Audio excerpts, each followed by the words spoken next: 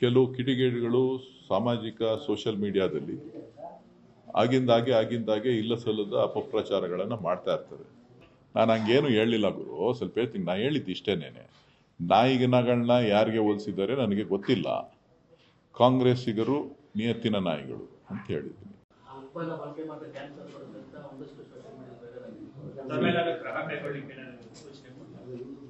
ನಂದಿನಿ ಗುಣಮಟ್ಟಕ್ಕೆ ಹೆಸರುವಾಗಿರ್ತಕ್ಕಂಥದ್ದು.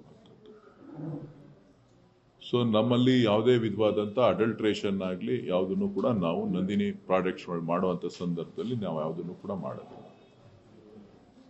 ಕೆಲವು ಕಿಡಿಗೇಡಿಗಳು ಸಾಮಾಜಿಕ ಸೋಷಿಯಲ್ ಮೀಡಿಯಾದಲ್ಲಿ ಆಗಿಂದಾಗೆ ಇಲ್ಲ ಸಲ್ಲದ ಅಪಪ್ರಚಾರಗಳನ್ನು ಮಾಡ್ತಾ ಇರ್ತಾರೆ. ಅದ್ರ ಬಗ್ಗೆ ಒಕ್ಕೂಟದಲ್ಲಿ ಆಡಳಿತ ಮಂಡಳಿ ಸಭೆ ಕರೆದಂಥ ಸಂದರ್ಭದಲ್ಲಿ ಚರ್ಚೆ ಮಾಡಿ ಅದನ್ನು ಮುಂದಿನ ತೀರ್ಮಾನವನ್ನು ನಾವು ತೆಗೆದುಕೊಳ್ತೇವೆ.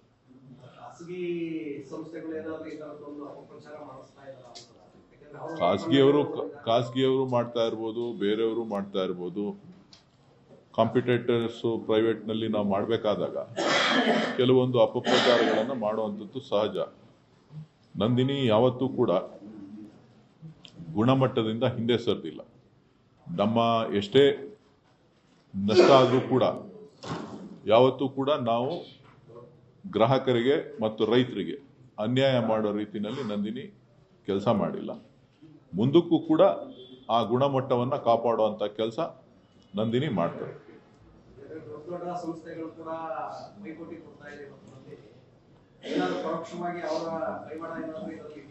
ಬಿಸ್ನೆಸ್ ಕಾಂಪಿಟೇಟರ್ಸ್ ಅಂತ ಅಂದಮೇಲೆ ಎಲ್ಲ ತರದಲ್ಲೂ ಇರುತ್ತೆ, ಅದನ್ನ ಫೇಸ್ ಮಾಡಬೇಕು.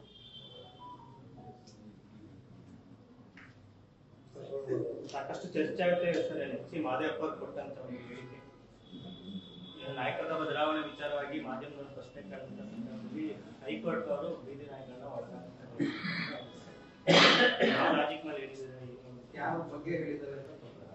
ನನಗೆ ಅದರ ಬಗ್ಗೆ ಮಾಹಿತಿ ಇಲ್ಲ, ಯಾರ ಬಗ್ಗೆ ಅವರು ಉಲ್ಲೇಖ ಮಾಡಿದ್ದಾರೆ ಅಂತ ಹೇಳಿ.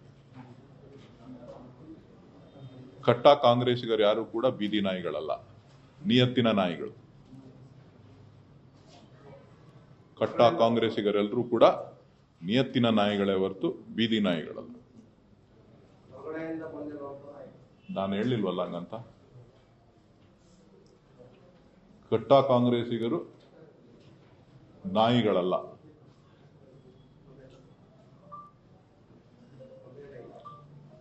ಯಾವತ್ತೂ ಕೂಡ ಋಣವನ್ನು ತೀರಿಸುವಂತ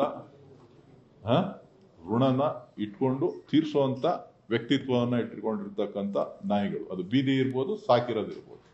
ಯಜಮಾನನಿಗೆ ಯಾವತ್ತೂ ಕೂಡ ಋಣ ತೀರಿಸ್ತದೆ. Thank you. ಹೇಳಿದ್ನಲ್ಲಪ್ಪ, ಸಾಕು, ಅಷ್ಟೇ ಸಾಕು.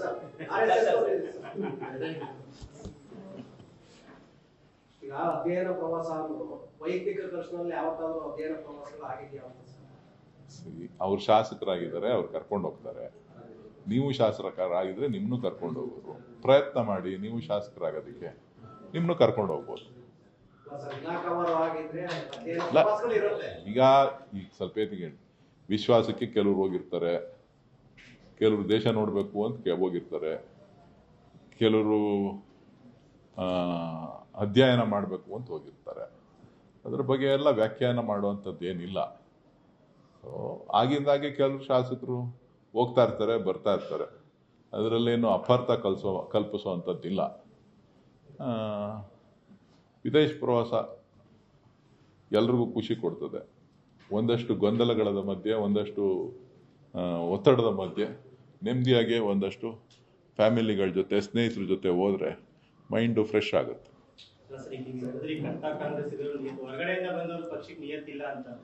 ನಾನು ಹಂಗೇನು ಹೇಳಲಿಲ್ಲ ಗುರು, ಸ್ವಲ್ಪ ಹೇಳ್ತೀನಿ. ನಾ ಹೇಳಿದ್ದು ಇಷ್ಟೇನೇನೆ, ನಾಯಿಗಳನ್ನ ಯಾರಿಗೆ ಹೋಲಿಸಿದ್ದಾರೆ ನನಗೆ ಗೊತ್ತಿಲ್ಲ, ಕಾಂಗ್ರೆಸ್ಸಿಗರು ನಿಯತ್ತಿನ ನಾಯಿಗಳು ಅಂತ ಹೇಳಿದ್ದೀನಿ.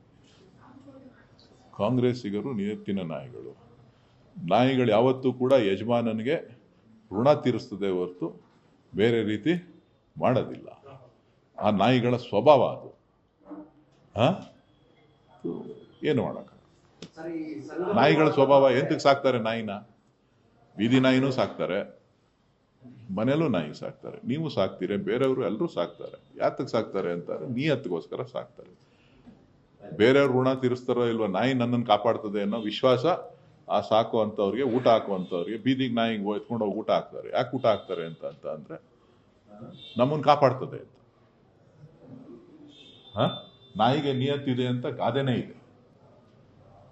ನಾಣ್ಣುಡಿಗಳು ಬಹಳಷ್ಟು ನಾಣ್ಣುಡಿಗಳಿದೆ. ಏನಂತ, ನಾಯಿಗಿರೋ ನಿಯತ್ತು ನಿಮ್ಗಿಲ್ವಲ್ಲೋ ಅಂತ ಹೇಳಿ ಜನ ಮಾತಾಡುವಂತ ನಾಣ್ಣುಡಿಗಳನ್ನ ಸಾಕಷ್ಟು ಕೇಳಿದ್ದೀವಿ. ಸೊ ಹಂಗಾಗಿ ಅದ್ರ ಬಗ್ಗೆ ಹೆಚ್ಚು ವ್ಯಾಖ್ಯಾನ ಬೇಕಾಗಿಲ್ಲ. ಚೆನ್ನಾಗಿತ್ತು, ಗೆದ್ದಿದ್ದಾರೆ, ಇನ್ನೂ ಗೆಲ್ಬೇಕು.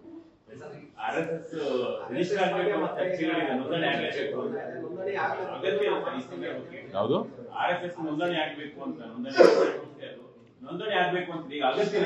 ನನಗೆ ಅದ್ರ ಬಗ್ಗೆ ಮಾಹಿತಿ ಇಲ್ಲ.